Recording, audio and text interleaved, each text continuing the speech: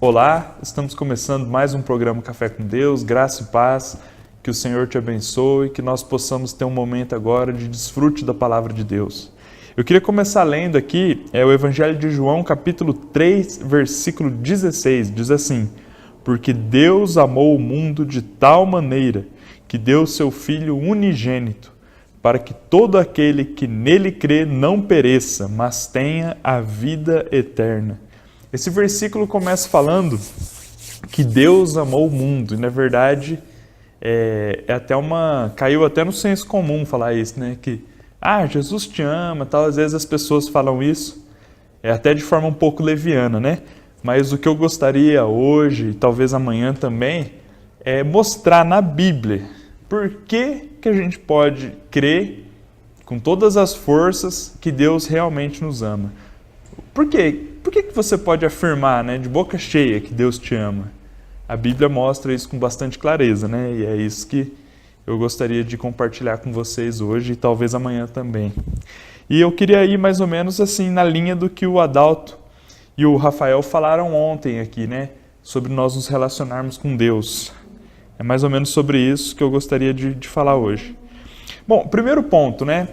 Para a gente entender realmente que Deus nos ama, a gente precisa começar a entender a Bíblia. A Bíblia, né, eu costumo dizer que a Bíblia ela é uma carta de amor de Deus para nós. Por um lado, a Bíblia é um manual de instruções, por outro lado, a Bíblia é um livro com muito conteúdo histórico, mas acho que o aspecto principal da Bíblia é que a Bíblia é uma carta de amor para mim e para você, né? Então, a gente lendo essa carta de amor, a gente consegue compreender o amor de Deus, a gente consegue crer que Deus nos ama, né? Então vamos começar a analisar a Bíblia de forma bem ampla, de forma panorâmica, né? Como que começa? Vamos voltar lá em Gênesis, né? Lá perto de Enoque, né? Ontem os irmãos falaram de Enoque, antes de ontem falaram mais ainda de Enoque. Vamos voltar um pouquinho antes de Enoque, realmente no começo. Pega lá a história de Adão e Eva, né? A Bíblia conta que o Senhor criou Adão, criou Eva e colocou-os perante a árvore da vida. Colocou eles dentro de um jardim, né? Jardim do Éden. E aí o Senhor colocou eles diante da árvore da vida e eles poderiam comer da árvore da vida. Na verdade, eles deveriam comer da árvore da vida. E o que aconteceria se eles comessem da árvore da vida? Deus ia entrar dentro deles, porque a árvore da vida, não sei se você sabia disso que eu vou falar agora, mas a árvore da vida, ela era Deus corporificado. O formato era de árvore, mas em essência era Deus. Tanto é que nos evangelhos o Senhor, ele se identifica, Jesus se identifica como a videira verdadeira, né? A árvore da vida era isso. E tanto é que também que na Nova Jerusalém, lá na eternidade, vai haver a árvore da vida novamente, né? E quando o homem comesse da árvore da vida, se o homem tivesse comido da árvore da vida, Deus ia entrar dentro do homem. E em espírito, né, no plano espiritual, esquece um pouco agora o corpo do homem, né? O corpo, na verdade, é só uma casca. Mas no plano espiritual, Deus e o homem iam se unir. Deus e o homem iam se mesclar. E só da gente entender, né, Gênesis, a gente consegue notar que Deus tem um amor muito grande por nós. Porque desde o início, o plano do Senhor nunca foi nos colocar para fazer algo para Ele, nunca foi nos colocar como seus servos, seus súditos, alguma coisa nesse sentido. Mas nos colocar como alguém para se relacionar com Deus. É muito amor. É muito amor. Imaginou? Né? Deus, o Criador. Você parou para pensar que Deus ele não tem limite de possibilidade? Ele pode... O que Deus bolar, ele faz assim, acontece. Ele poderia ter feito N outras coisas. Mas ele escolheu criar um homem e escolheu se relacionar com o homem. Tem uma passagem, ainda nos primeiros capítulos de Gênesis, que Deus fala assim, não é bom que o homem esteja só, far-lhe-ei uma auxiliadora, tal. E aí Deus faz Eva para Adão. E na verdade, quando ele faz essa constatação, né, não é bom que o homem esteja só, o que Deus está querendo dizer na verdade? Ele está querendo dizer, Adão, eu sei que não é bom ficar sozinho. Antes de você existir, eu estava sozinho. E para mim não era bom ficar sozinho, né? Naquele momento, na verdade, Deus, talvez pela primeira vez na Bíblia, né, estava realmente abrindo o coração. Então, só da gente analisar, né, como tudo começou, a gente consegue perceber que Deus realmente nos ama muito. E aí, o que aconteceu? Logo na sequência, a Bíblia mostra que o homem, ao invés de ir lá e fazer o que Deus tinha falado para fazer, comer da árvore da vida, Deus ia entrar dentro do homem, eles iam iniciar uma história de amor, né? Eles iam iniciar uma relação. Em vez de fazer isso, o que o homem resolveu fazer? Eva e depois Adão, eles resolveram comer de outra árvore, da árvore do conhecimento do bem e do mal. Quando eles comeram da árvore errada, a árvore que Deus tinha falado expressamente para eles não comerem, o que aconteceu? Várias coisas aconteceram, né? Talvez seja assunto para um programa inteiro, ou mais de um programa, a gente falar de todos os efeitos do homem ter comido dessa árvore. Mas um efeito, vamos dizer assim, o efeito principal, um dos mais importantes. Entrou um monte de coisa ruim dentro do homem, entrou um monte de sujeira dentro do homem. E o homem que antes era um ser puro, deixou de ser um ser puro. E Deus é puro, Deus é santo. Então o homem e Deus eles se tornaram incompatíveis. O homem, ele não, a partir do momento que ele comeu da árvore do conhecimento do bem e do mal, não sei se está muito difícil a explicação, mas a partir do momento que ele comeu da árvore do conhecimento do bem e do mal, a partir desse momento entrou um monte de coisa dentro, coisa ruim dentro do homem. Por exemplo, o pecado. Um monte de sentimento negativo, inveja, um monte de coisa. Tudo que você imaginar entrou dentro do homem, de ruim, né? Entrou dentro do homem nesse momento. Então, a partir desse momento, o homem não mais satisfazia os requisitos de Deus, de justiça e santidade. O que é isso? O homem já não era mais compatível com Deus. Lembra que eu falei que o homem, a intenção de Deus é que Deus e o homem se mesclassem, se unissem em espírito? Não era mais possível isso. Tanto é que se você for olhar em Gênesis 3 ou 4, agora não lembro, fala que na entrada do jardim do Éden, no caminho que dava para a árvore da vida, lembra que eu falei da árvore da vida? No caminho que dava para essa árvore que simbolizava Deus, mais do que simbolizava, essa árvore que era Deus, no caminho para essa árvore, Deus colocou uma barreira de anjos. A Bíblia fala querubins, né? Um tipo de anjo. Deus colocou uma barreira de anjos. Esses anjos tinham espadas e essas espadas pegavam fogo, né? Simbolizando que o homem, a partir daquele momento, estava proibido de ter acesso à árvore da vida. Por quê? Porque o homem já não era mais santo, o homem já não era mais puro, o homem já não era mais justo. Então era incompatível com Deus, não tinha como eles se mesclarem mais, eles eram incompatíveis, fica essa palavra, incompatíveis. Aí você fala, puxa, mas então o plano de Deus foi frustrado? Foi frustrado, temporariamente, porque já no início, ainda no início da Bíblia, né, Deus ele resolveu resolver aquele problema. Ele fez uma, entre aspas, né, uma conferência. Nessa conferência ele reuniu todos os envolvidos no problema. Ele chamou a mulher, que foi a primeira que comeu dessa árvore que não deveria comer. Ele chamou o homem, que foi quem comeu também. E ele chamou a serpente, porque é a serpente que induziu os dois a comerem da árvore do conhecimento do bem e do mal. E aí após reunir todos os envolvidos no problema, o Senhor ele começou a falar para cada um deles. Ele virou para o homem, né? Não necessariamente nessa ordem que eu estou dizendo, né? Porque eu não estou lendo os versículos por causa do tempo, então eu vou contar mais ou menos como eu lembro, né? Mas a essência realmente é essa, né? Do que Deus disse. Ele virou para o homem e falou assim, antes você não precisaria trabalhar, porque a terra ia te suprir abundantemente. Agora você vai ter que trabalhar, vai ter que plantar, vai ter que colher, vai ter que criar gado, vai ter que estudar, vai ter que fazer um monte de coisa, porque agora a terra já não te supre mais abundantemente como antes, né? Virou para a mulher e falou assim, antes seu parto não teria dor. A mulher não sofre muito por causa de dor de parto? Agora, como talvez uma punição, algo assim, o parto vai ser algo dolorido, né? Algo com muita dor. E aí ele, falando ainda ali para a mulher e para a serpente, ele falou assim, dessa mulher que foi a primeira a comer da árvore da vida, a primeira a comer da árvore do conhecimento do bem e do mal, a primeira a se tornar incompatível com Deus, dessa mulher vai sair um homem e esse homem vai esmagar a cabeça da serpente. Naquele momento inicial, ainda naquele momento inicial, Deus prometeu que da mulher sairia um homem, né? Descenderia um homem, e que esse homem ia esmagar a cabeça da serpente. A serpente simboliza Satanás, então esse homem ia vencer Satanás, ia vencer o inimigo.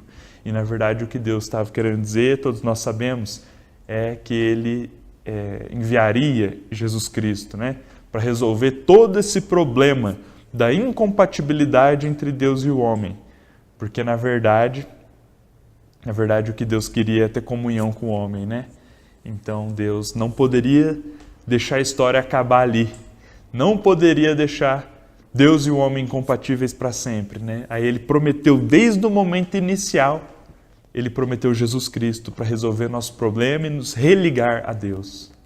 Então eu acho que nesse primeiro bloco já talvez tenha começado a ficar claro, né?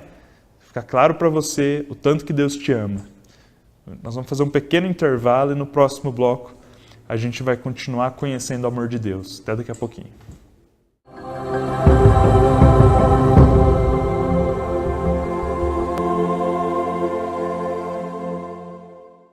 Estamos começando o segundo bloco do programa Café com Deus. No bloco anterior a gente estava dizendo, né, que Deus, desde o início, desejava ter, desde o início da Bíblia, né, aquela história de Adão e Eva em Gênesis, desejava ter um relacionamento com o homem. Isso denota o amor que ele tinha pelo homem. E depois da queda do homem, o homem e Deus se tornaram incompatíveis, mas Deus já prometeu, desde o primeiro momento, ele prometeu Jesus Cristo. Se você olhar, né, na Bíblia, você vai ver que logo depois da queda, quando o Senhor veio, né, a Bíblia fala que Deus vinha no Jardim do Éden para ter comunhão com o homem na viração do dia, acho que no finalzinho da tarde, alguma coisa assim.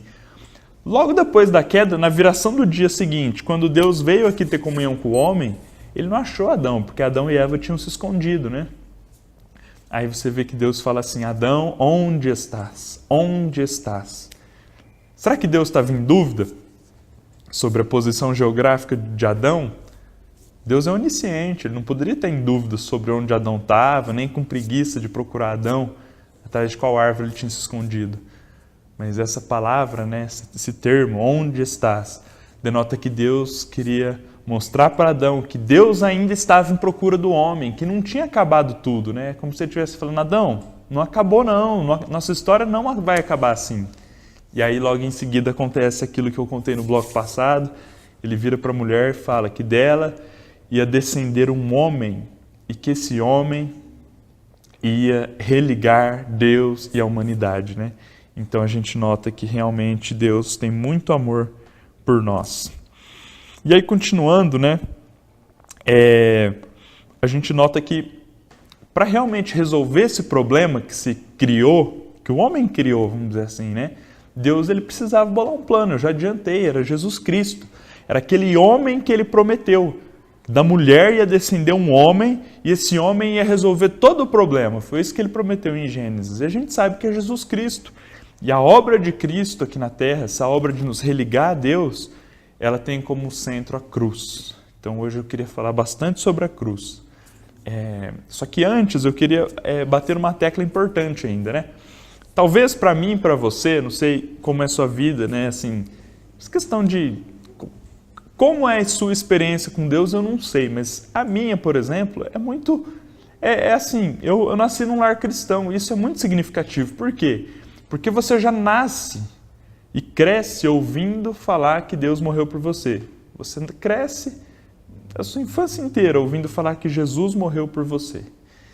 E aí parece, né, cria-se assim, talvez no nosso imaginário, uma imagem de que é uma coisa normal, Deus morreu por mim e tal. Agora eu te pergunto, qual é o peso disso para você? Ou melhor, você percebe que Deus não estava obrigado a morrer por você? Jesus não estava obrigado a morrer pela humanidade. Pelo contrário, né, para Deus, eu repito, as possibilidades são ilimitadas. Ele poderia ter falado, bom, comecei um projeto lá na Terra com Adão e Eva, esse projeto não deu certo porque me desobedeceram, eu vou acabar com tudo. Eu vou acabar com tudo agora e posso começar um outro projeto a qualquer momento, porque para Deus não tem custo, para Deus as possibilidades são infinitas. Deus não poderia fazer isso? Pense comigo. Da nossa perspectiva, você fala, acho que não, porque olha, Deus ia acabar com tudo. Fala que nós, né, Deus já nos predestinou antes da criação do mundo. Então, eu não ia existir, você não ia existir ninguém que você conhece. Você fala, puxa, mas olha o tamanho da Terra, como que Deus ia acabar com esse projeto? Olha o número de pessoas, como que Deus ia acabar com tudo isso? Sai um pouco agora da sua perspectiva, vai um pouco para a perspectiva do universo. Se você olhar a Terra de fora, né, até a gente estava falando aqui esses dias numa reunião, a primeira sonda que conseguiu sair da Via Láctea, chamada sonda Voyager, né, no final da década de 70 ainda, ela conseguiu sair da Via Láctea, e aí olhando para a Via Láctea, o que os cientistas, né, que estavam aqui da Terra assistindo as imagens diziam é que é como se a Terra fosse um grãozinho de areia no ar. Sabe quando você está na roça, você bate o pé no chão, sobe uma poeira, e você olha contra a luz, contra o sol, você não vê uns grãozinhos de areia no ar? Os cientistas compararam a Terra a isso, observada de fora do sistema solar. Agora, de fora do sistema solar para fora da Via Láctea, sistema solar é isso aqui, a Via Láctea é a galáxia inteira. Tem muito chão. Se você conseguisse observar a Terra de fora da Via Láctea, de fora da nossa galáxia, você ia ver que a Terra não é um grãozinho de areia, é muito menor. Se você conseguisse observar a Terra de fora do universo, você ia ver que a Terra é muito menor. E, na verdade, eu falo fora do universo porque não se trabalha mais com a hipótese de universo, né? Mas de multiverso, porque se fosse universo não teria como ter fora, porque tudo seria o universo. Mas se você olhar da perspectiva do universo, a Terra não é nada. Seria muito fácil para Deus falar assim, vou acabar com esse projeto, todos esses homens aí que eu já tinha criado nos meus pensamentos não vão existir, eu vou começar um outro projeto, sei lá como. Seria muito fácil para Deus fazer isso. Por que Deus não fez? Por que Deus resolveu fazer uma outra obra? Por que Deus resolveu fazer uma obra centralizada na cruz para restaurar a condição original em que Deus e o homem eram compatíveis, né? Para restaurar esse relacionamento entre o homem e Deus. Não tem outra resposta. A única resposta é o amor de Deus. Isso é mais uma... Só o fato de Deus não ter desistido da humanidade naquele momento e de ter dado uma resposta tão imediata, falando, não, dessa mulher vai sair um homem para me religar à humanidade, só isso demonstra o amor de Deus, né? E aí, então, chegou um dia, muitos anos depois, aproximadamente 4.000 anos depois de Adão e Eva, veio um homem aqui na Terra chamado Jesus Cristo. E antes de falar um pouquinho de Jesus, né? Eu fico pensando como deve ter sido para Deus esses 4.000 anos, né? Por um lado, Deus ele não está preso ao tempo, mas por outro lado, eu tenho certeza que a cada dia ali para o Senhor era uma situação muito difícil, porque ele ficou um longo período, entre aspas, divorciado da humanidade. O que ele mais queria é ter comunhão com a humanidade, né?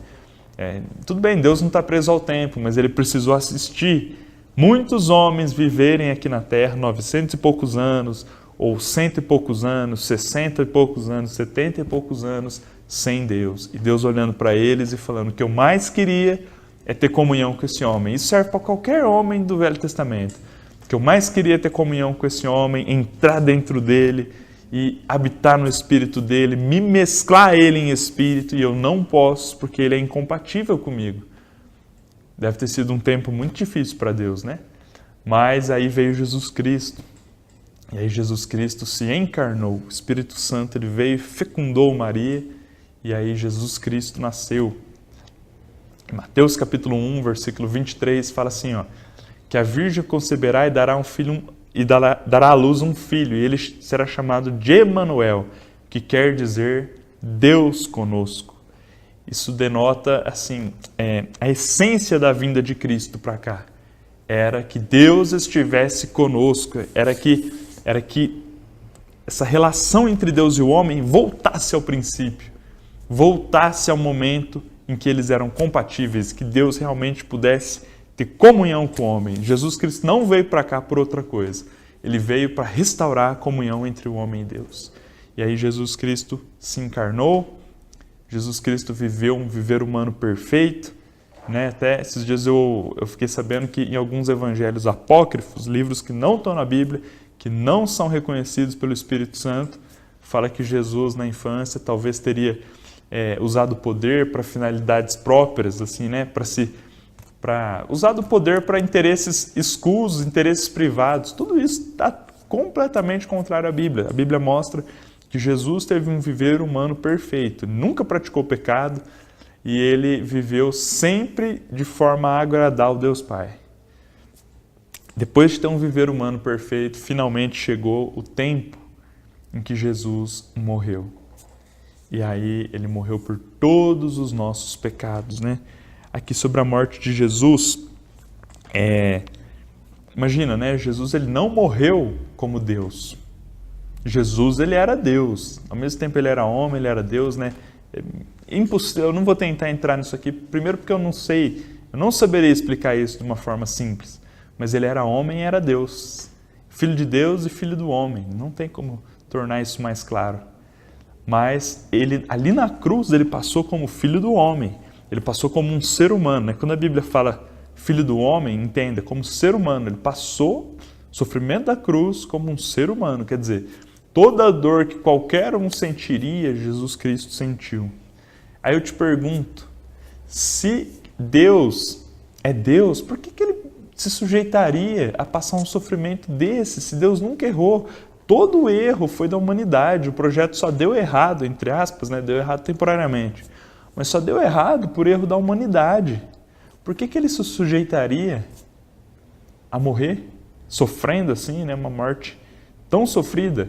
Porque, com certeza, ficar longe do homem ia doer mais. Não é assim que você age na sua vida? Você fala, se eu for por aqui, eu sofro tanto. Agora, se eu for por ali, eu sofro tanto. Então, eu vou pelo caminho que dói menos. Se eu for por aqui, eu vou sofrer menos. Então, eu vou por aqui. É o que Deus fez, é natural. Deus, ele falou, puxa, morrer, passar aquelas horas, várias horas na cruz, sofrendo aquela dor que eu vou ter que passar como um homem. Eu não vou poder usar a divindade naquele momento para me livrar da cruz. Mesmo essa dor imensa, é menor do que a dor de viver longe da humanidade. Porque eu amo o homem, eu amo a humanidade. Espero que você já esteja um pouco mais convencido de que Deus te ama. Amanhã eu vou tentar continuar essa história, falar da ressurreição e falar de vários outros aspectos do nosso relacionamento com Deus e do amor de Deus por nós. Que o Senhor te abençoe e até amanhã.